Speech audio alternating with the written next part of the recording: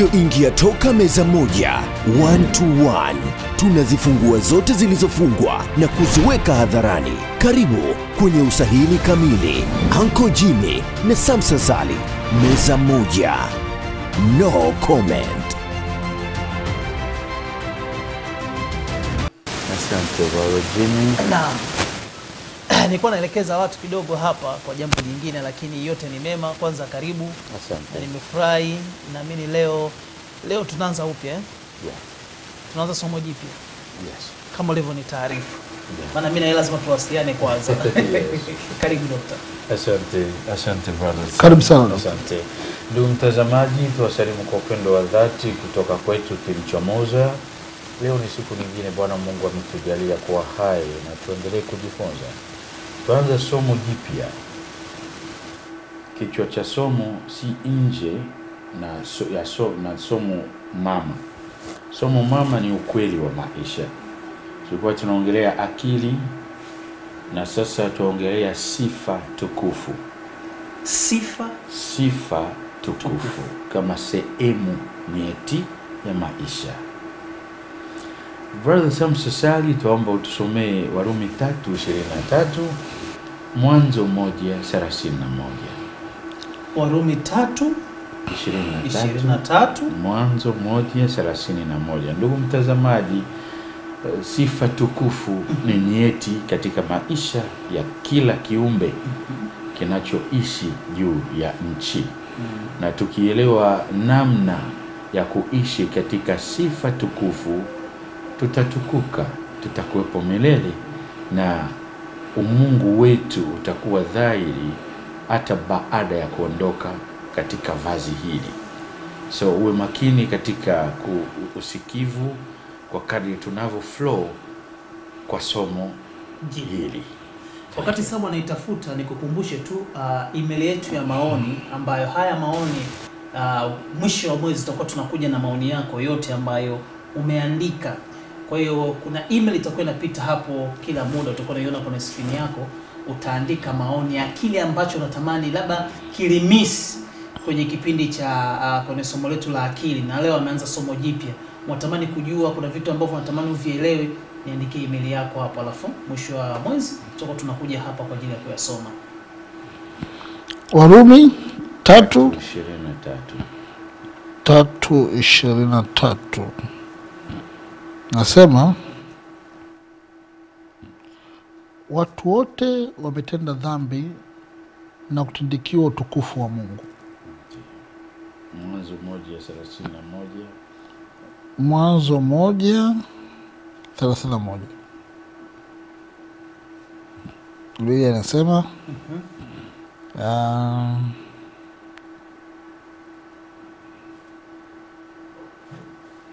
31, Mungu akaona kila kitu alichokifanya kuwa ni chema kabisa. Ikawa jioni, ikawa asubuhi, siku ya sita. Ndugu mtazamaji, kumbuka daima usipoelewa unachokitafuta umeshapotea kabla hujaanza safari. Tuko katika ulimwengu wa anguko na watu wengi kweli tunatafuta vitu vingi ambavyo havina haja, na mwisho wa siku wengine tunadhani kwamba vina haja na tukivipata bado tuna njaa. Kiingereza tunasema watu tumejaa insatiable desire. Na ndivyo ulimwengu ulivyo leo. Ulitaka cheo unapata cheo, unataka cheo kingine. Ulitaka gari unapata gari, unataka gari nyingine, unataka gari nyingine. Umepata ndoa, unahitaji ndoa nyingine. Ndoa ya yule mwingine ndio unatamania. Ya kwako haina ladha ya kutosha. Kisa asilimia kubwa kati yetu tumepungukiwa na uwezo wa kujua vya thamani na vitu ambavyo natakiwa tu focus attention yetu. Kwa hiyo utakuta mtu unabadili kazi kila leo, unabadili fani kila leo, manake ujui haswa inabidi ukae vipi. Kisa uelewi vya kulenga katika maisha, katika ukweli wa maisha. Ndugu mtazamaji mpendwa, zingatia, iwe kiroho, kisaikolojia, kifalsafa, kimaisha, inabidi uelewe thamani ya sifa tukufu. Sifa tukufu. Kuna maneno mawili hapo, sifa na tukufu, kwani sifa ni tukufu kwa kuwa tunalenga sifa katika uchanya wake. Ijapokuwa tafsiri tulio nao katika dunia leo hatuelewi maana ya baya na mema. Ukisema baya, jua kwamba kuna mema ndani. Ukisema mema, jua kwamba kuna baya ndani. Ndio maana badala ya kusema sifa jema tunasema sifa tukufu. Tukufu tutapata picha katika somo hili tuelewe. Na masomo yote tulioanza tangu awali hadi leo, somo la akili na sifa, uwezo kawatenganisha. Akili na sifa wote wawili wanatembea kwa pamoja, kwani akili sifa. Tumesoma Mwanzo 1:31, turejee kwa maandiko matakatifu, sio kidini bali kwa rejea. Kumbuka sisi mkao wetu sio wa kidini, mkao wetu wa kimungu. Tuko kwa ajili ya watu wote, hatujali wewe dini na dhehebu kulingana na dunia ilivyopanga hapa. Yes. Tuongea ukweli kulingana na umungu. Na neno sifa, neno sifa limebeba mambo matatu nyeti ndani mwake. Sifa ni mtazamo wa kupendezwa. Mtazamo wa kupendezwa. Pili, sifa ni heshima. Tatu, sifa ni ibada. Tuabudu, kusifu. Tuheshimu, kusifu. Na tuatazama kwa kupendezwa, kusifu. Kisoma Mwanzo hapo, Mwenyezi Mungu aliziangalia zote alizoziumba, vyote alivyoviumba, akapendezwa navyo. Akatazama, akapendezwa navyo, na akasema hiyo ndio siku ya mwisho, vyote vilikuwa sahihi, ndio siku ya 6. Kumbuka, Mwenyezi Mungu hahesabu miezi wala miaka. Mungu anahesabu siku. Anahesabu siku. Na katika siku tuna siku 6 za uumbaji, na siku hizo zote, kila siku, kabla maandiko hajasema kulikuwa na mchana, usiku na mchana, jioni na mchana, ndio siku. Mungu alikuwa anatazama alichokiumba na akakiona kiko sawa, ni chema. Ukisoma Mwanzo, hatukupenda kusoma mistari mingi, lakini ukisoma hapo Mwanzo utaelewa kwamba kila Mungu alipokuwa naumba, kila siku ya uumbaji, kabla hajafunga siku, alikuwa anatazama na kupendezwa na kazi yake, kusema ni jema. Kwa lugha nyepesi, siku inabeba sifa. Siku, sifa. Twaishi kwa siku, sio kwa miezi, miaka, wiki, ni siku. Twaishi kwa siku. Na kila siku Mungu aliweka kigezo cha umungu wake, akitazama anapendezwa na uumbaji wake. Kwa lugha nyepesi ni sifa. Na katika maana yake ya kwanza, admiration. Kusifu ni kuadmire. Mungu alikuwa anatazama na anapendezwa na siku na uumbaji wake. Kwa hiyo sifa ni kigezo kikuu cha siku. Sifa. Tulitenda dhambi sote na tukapungukiwa na utukufu wa Mungu. Hapa tunaongelea sifa tukufu. Ndugu mtazamaji, watu wote katika dunia hii, mambo yote tunayoyafanya yanabeba sifa. Ijapokuwa most of the time sifa hizo si tukufu, lakini ndani ya kila jambo kuna sifa. Hii recorder, sifa yake ina rekodi. Jambo ambalo ni bovu, sifa yake mbovu. Hata mwili uliokufa una sifa, unaitwa mauti. Jina lako ni sifa. Japokuwa leo tunatoa majina bila maana, lakini matendo unayoyafanya yanatengeneza pia maana kwa jina lako. Kabisa. Watu wengi tulioko katika dunia hii tunaishi hatuelewi maana ya sifa, kwani jambo lolote unalolifanya unatafuta sifa tu. Yes. Hapa tunavyofundisha hapa ni sifa. Ulie tune TV yako kwamba utatizama Dr. Eli anaongea, ni sifa. Sifa ulizo nazo kuhusu mimi, kuhusu timu yetu ya Chomoza, kuhusu sisi hapa, ndio na washa TV ndio sikilize tutasema nini. Wanaoangalia YouTube ni sifa. Wanaoongoza nchi kisiasa, kuanzia mkuu wa nchi, rais na mtu wa chini kabisa, wote ni sifa. Na mtu anayetaka kugombea ili achaguliwe inabidi awe na sifa. Bahati mbaya sasa sisi watu tunaita wasifu wa mtu amekufa. Ndugu, kuishi kupenda, kufa kupendwa. I'm gonna say that again. Kuishi kupenda, kufa kupendwa. Yeyote anayeishi utakiwa kutarajia kupendwa. Utapendwa ukifa, usio na wasiwasi. Ukifa utakuwa mwema vibaya mno. Hadi maadui watalia. Hadi mwanamke yule alikuwa anaona umemnyang'anya mume, huyo mwanaume aliyeona umechukua mke wake atasikitika umeondoka. Uadui ule angalao japo kweli ilikuwa pilipili, lakini umeondoka. Ukifa utapendwa vibaya mno. Lakini ukiwa unaishi penda. Usipoteze muda eti watu wanipendi. Umekufa, uko hai, penda. Turudi hapo. Brother Sam Sasali, Jimmy, hata usipofikiria, unapovaa sifa. Nguo uliyovaa pale wameandika Chomoza, I have hope. Sifa. Saa sifa, kiatu, suruali, kila kitu kina lebo. Sifa. Everything we do ni sifa. Kwa sababu Mungu aliweka sifa ndani ya siku. Ndugu mtazamaji, mafanikio yako katika maisha ni sifa. Wana wa Israeli walitolewa Misri kwa sababu ya sifa za wao kuwa uzao wa Ibrahimu. Waliingia ukuta wa Yeriko ukaanguka, sio kwa sababu walipigana, kwa sababu walisifu. Sifa ina control sehemu nyeti ya mafanikio ya mtu. Watu wote waliowaona wamefanikiwa kwa dhati ni sifa inawabeba. Sasa katika somo hili tutafafanua kuelewa mtu mfalme kama Daudi. Tukisema Daudi, brother Sam au brother Jimmy, ukisema Daudi unakumbuka nini? Faster.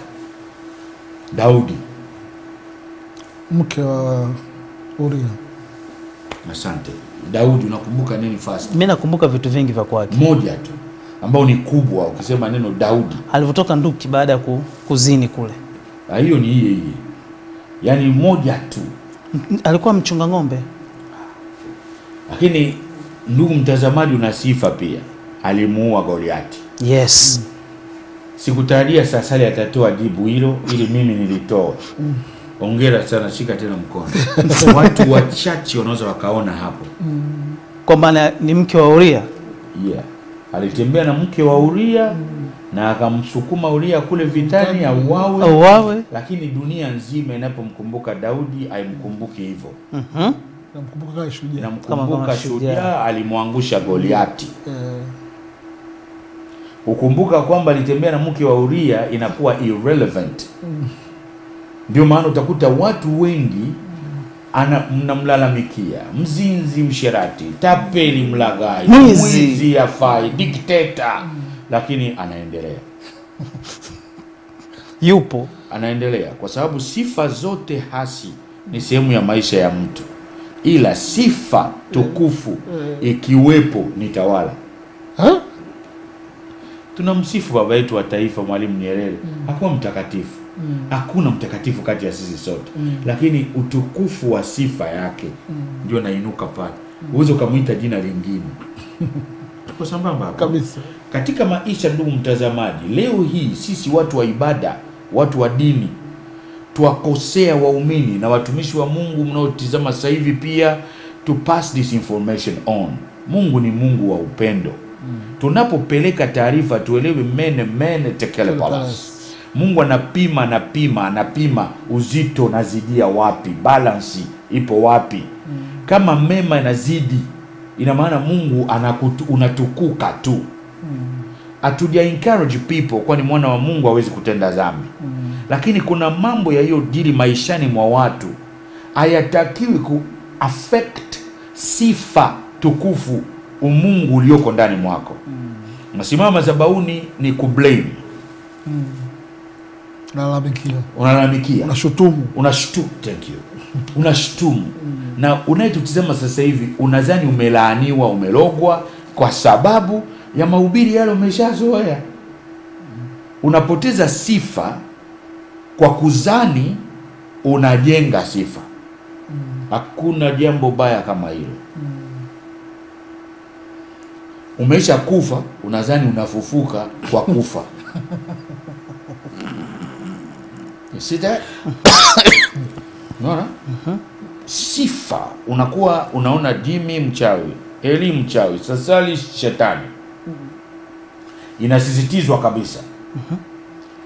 Ndugu zangu, panda juu shuka. Si unataka utoke katika shida ulizo nazo za unyonge, za maisha yaliyojaa magumashi?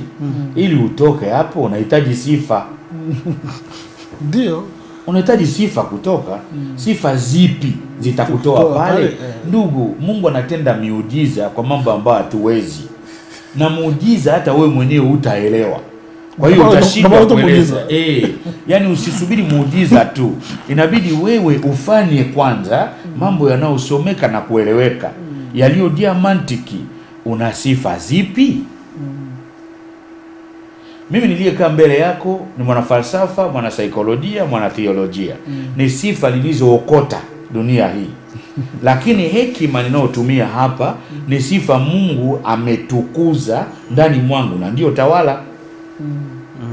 Sasa kila kiumbe una sifa tukufu ndani mwako inayofanya utukuke katika maisha. Ndugu zangu, I insist. Unayenitizama sasa hivi una sifa tukufu. Na hiyo sifa tukufu sio lazima iwe ndoa yako. Ndoa yako inaweza kuwa na machafuko makali mno, lakini utukufu wako kwingine. Ukipea attention sana kutukuka kwenye ndoa tu, utasahau sehemu ya utukufu wako Mungu ameweka. Tutasisitiza hapa. Ukishatukuka katika sekta ya utukufu wako, sehemu zote ambazo uliona utukufu pungufu, muinuko utakuja. Kama Daudi alitembea na mke wa Uria na kusababisha kifo chake, Mwenyezi Mungu alisema huyo mtu ni mtu anayependeza moyo wangu. Na huyo Daudi alitambulika na kukumbukwa kwa jinsi alivyomwangusha Goliati. Tunafunga ukurasa kwa sababu ndugu ameshaanza kuangalia saa ili twende kwa amani. Kumbuka daima ni sifa. Ni sifa ya kukatisha kipindi.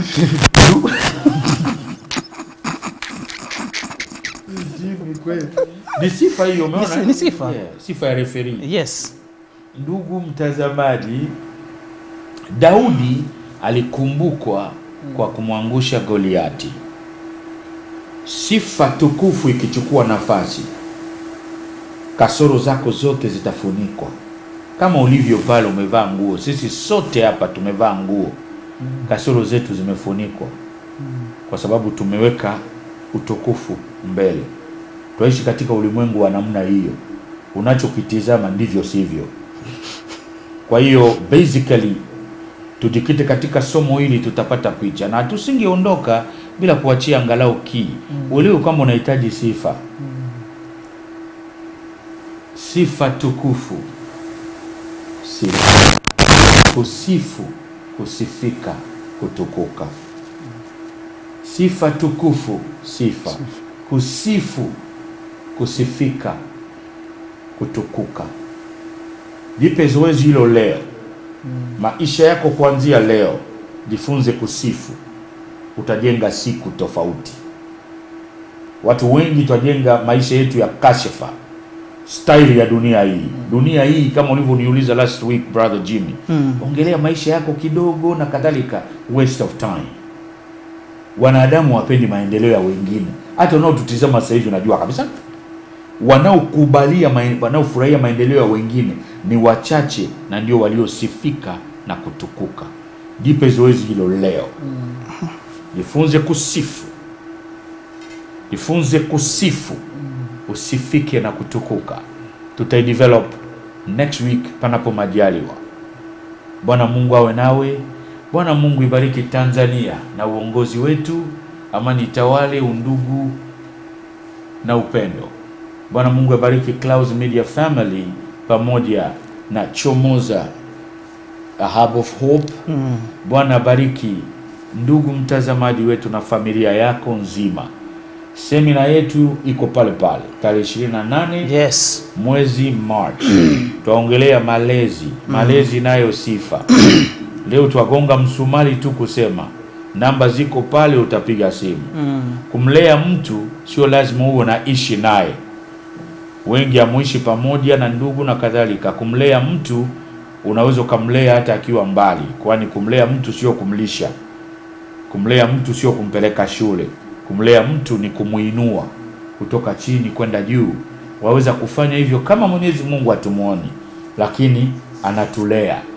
Kwa hiyo piga simu hizo zilizoko pale, utapewa maelekezo, na tarehe 28 tutakutana hapo Ndege Beach JKT Club. Tutaongea kwa undani zaidi kuhusu malezi, kwani malezi ni sifa kabisa. Tuwapenda daima. We love you dearly and always will do. May God bless and keep you safe. See you next Sunday, God willing. Thanks for your time. We love you. Thank you. Haya, asante kwa kuitazama Chomoza ya Clouds TV, lakini nikukumbushe maoni yako ni ya muhimu sana. Kama unatuangalia kupitia YouTube, lakini pia kama unatuangalia kupitia TV yako hapo nyumbani, email hiyo hapo chini ni chomoza@gmail.com. Niandikie maoni yako ya kile ambacho ulijifunza kwenye akili, lakini pia kama kuna kitu kilimisi kupitia kwenye akili unataka kukijua zaidi, basi andika maoni yako. Inapofika mwisho wa mwezi, sisi yale maoni tunayaleta hapa mezani, alafu dokta anapata nafasi ya kupitia moja moja na kuweza kuyajibu. Kwa hiyo fursa ni kwako kuchukua time na kuandika, alafu mimi nitamkabidhi dokta hapa kwa ajili ya kuweza kuyapitia. Naomba Jose Manapa nifanyie hisani ya nyimbo ya Vumilia hiko hapo, alafu tutarejea hapa na lile swali ambalo nilikuwa nimekupatia kupitia kwenye page za Chomoza na Instagram ya Chomoza News. Good morning. Hawa ni mapacha wawili wasiofanana sura, wamejaa bashasha na furaha ya kukupa tumaini jipya. Mlango umefunguliwa na odi umeisikia. Karibu Chomozani. Chomoza, A Hub of Hope.